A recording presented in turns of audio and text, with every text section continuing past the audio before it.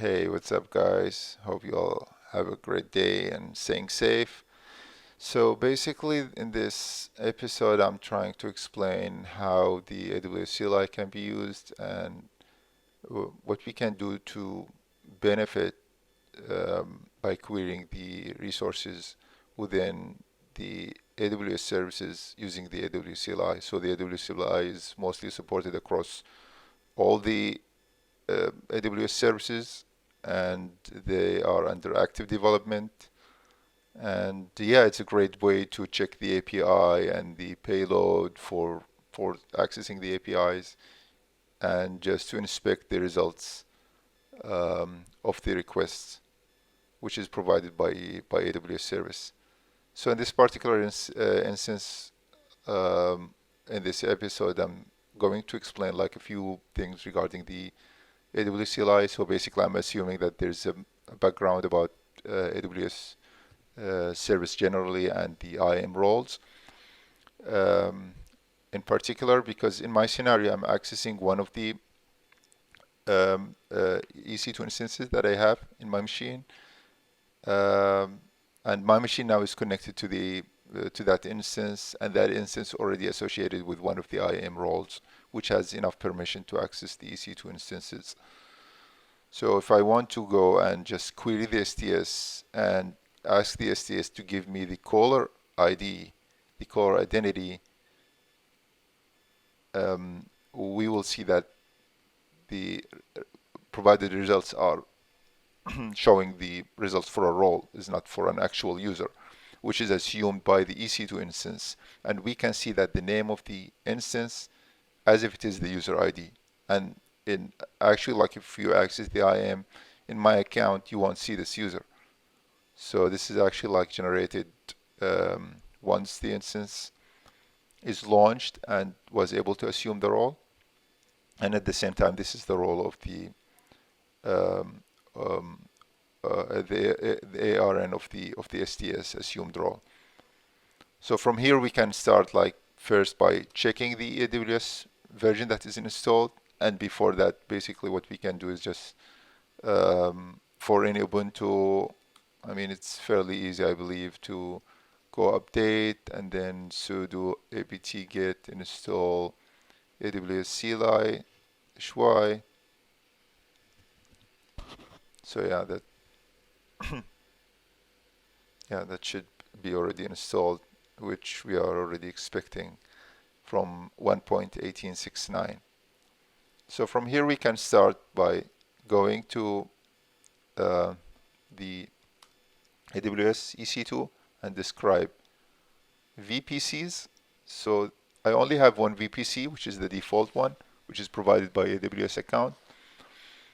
Once you have it, so this is, as you can see, it's by default, and this is the only one. So it's not that complicated scenario where I have multiple VPCs. And as you can see, this is like the CIDR block in my VPC.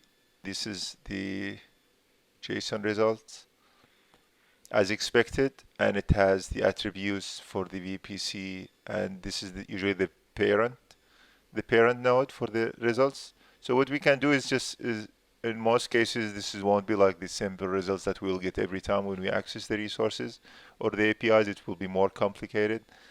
So in this case, we would like to just have a summary for some values that we are interested in only, like without having to get all these unnecessary information, which we don't need, at least for this time.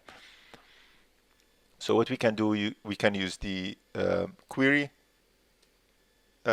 argument that we can provide, and in the query we would say that using the JMESPath that we need to you need a specific attributes from within this JSON response. So what we can do is just to start with the parent node, which is the VPCs, and then from within all these VPCs I need only, let's say, the CIDR block, but this has to be within the bracket, square bracket, and then as you can see we can have it this way. And if I have multiple VPCs, it will show each one as in its own results, in its own node with that specified attributes. However, like for the output, we can say we need an output as a table. So this is like more nicer view. It just reminds me of Excel or the spreadsheet.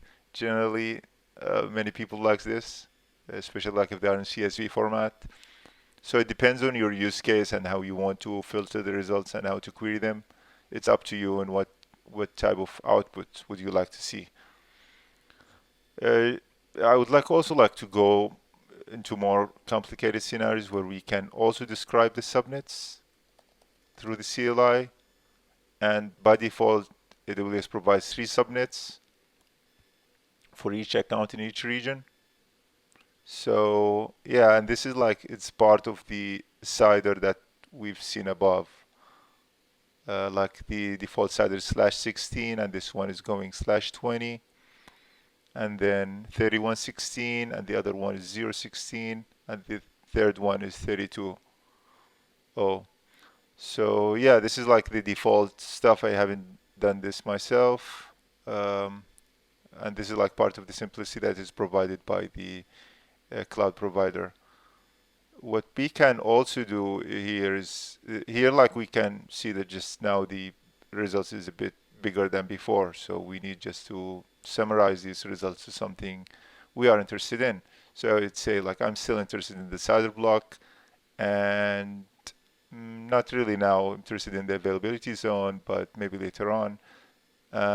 And for the subnet ID, yeah, which makes sense for me. So what we can do is go query, and the first thing, as we mentioned before, is just to go to the root node, which is subnets. And within subnets, we would say what's within subnets that we are interested in. So I would say the first thing is the subnet ID, and then the CIDR block. Cool. And this is what we have. And again, we can have the same table output, or maybe the text.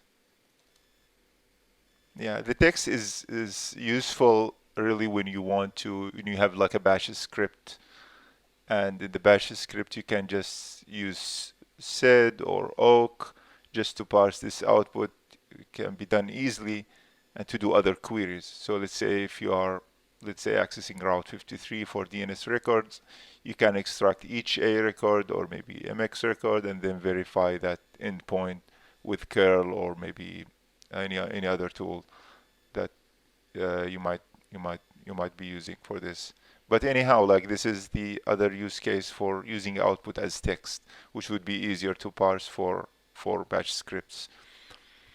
So going back to this, I mean, we have the now describing subnets, and the things here also like we can look at is just going back at the example for the VPC EC2 describe VPCs. Like I can do the query for is default, like, but at the same time, if I want to filter only certain results, and let's say only the default VPC, in this case we can use the filter argument here, and within filter we can provide a key value with name and values. So the name should have the name, let's say the tag name maybe, or the values, and the values should have the value of that tag. So in our example, we would say name equal, let's say, is default, and then the value is true. And as you can see, filter is a case sensitive attribute, so it's case sensitive. So I'm expecting now the same VPC will be shown to me. But unfortunately, this is what the result will fail. And as you can see, it's invalid and it's strange. I mean, why? Why is that? Like, its default is exactly the same case that has been written in the output.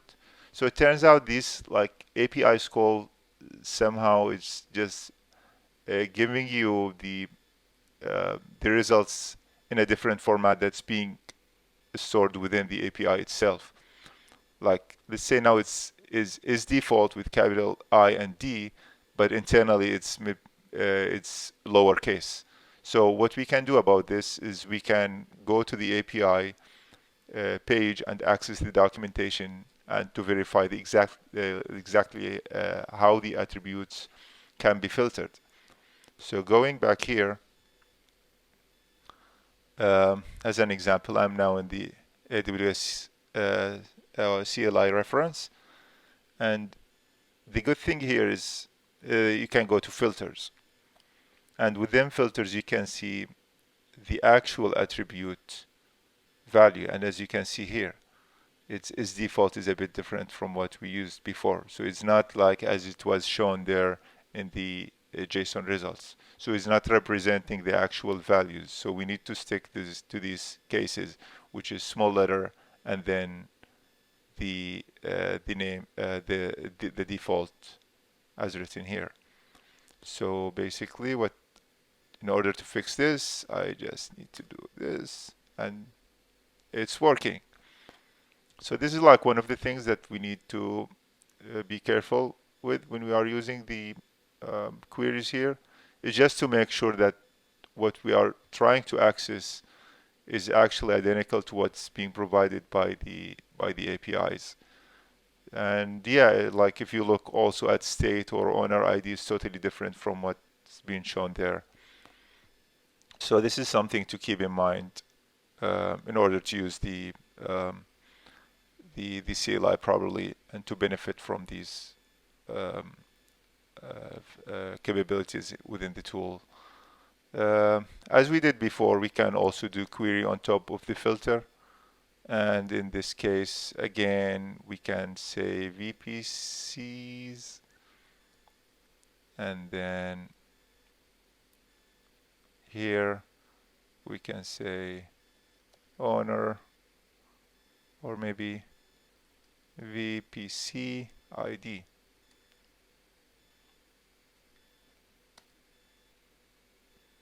Here we go. And output it be table, and this is it. So we are describing the VPC, and this is what we are getting from the results. And at the same time, we are having the filter to make sure that this is the VPC that we are using, which has the default VPC in our account. So this is like in summary, just very basic stuff regarding the AWS CLI and how we can use the JMESPath. I will put some links in the description, but feel free to leave your comments for any questions or feedback about the recording. Thank you so much and have a great day.